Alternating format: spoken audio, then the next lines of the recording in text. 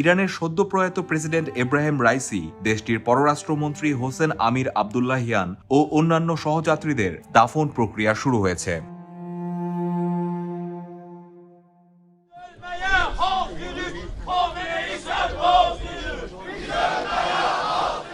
মঙ্গলবার ইরানের সংবাদ মাধ্যম মেহের জানিয়েছে, সকালে ইরানের তাবরিজ শহরে জানাজা শুরু হয়। حساس‌ترین شرایط خارجی ما دیپلماسی قوی خود را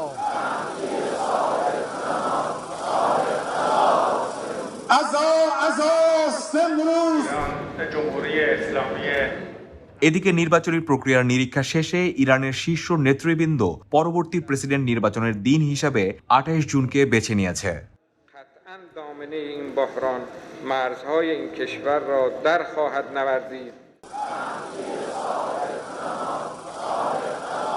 লাখো ইরানি নাগরিক প্রেসিডেন্ট রাইসি ও তার ৭ সহযাত্রীদের দাফনে যোগ দিতে উত্তর পশ্চিমাঞ্চলের শহর তাবরিজের একটি কেন্দ্রীয় স্কয়ার থেকে পায়ে হেঁটে রওনা হন। এ সময় তাদের হাতে ছিল ইরানের পতাকা ও প্রয়াত প্রেসিডেন্টের ছবি।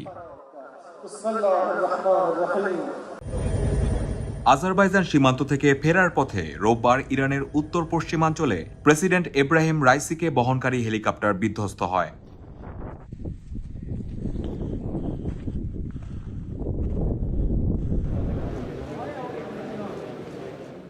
এব্রাহিম রাইসির মৃত্যুতে ইরানের ভাইস প্রেসিডেন্ট মোহাম্মদ মোকবারকে অন্তর্বর্তীকালীন প্রেসিডেন্টের দায়িত্ব দেওয়া হয়েছে। একই সঙ্গে ৫ দিনের জাতীয় শোক ঘোষণা করা হয়েছে। بحران مرزهای این کشور را در خواهد نوردید و همسایگان و جهانیان را تحت تأثیر قرار خواهد داد.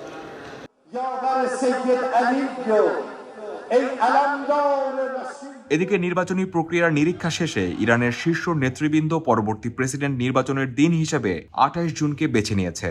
আজ মঙ্গলবার এই তথ্য জানিয়েছে ইরানের গণমাধ্যম ইরনা। একই সঙ্গে আরও জানানো হয়েছে ৩০ মে থেকে ৩ জুনের মধ্যে প্রার্থীদের নিবন্ধন প্রক্রিয়া শেষ করা হবে।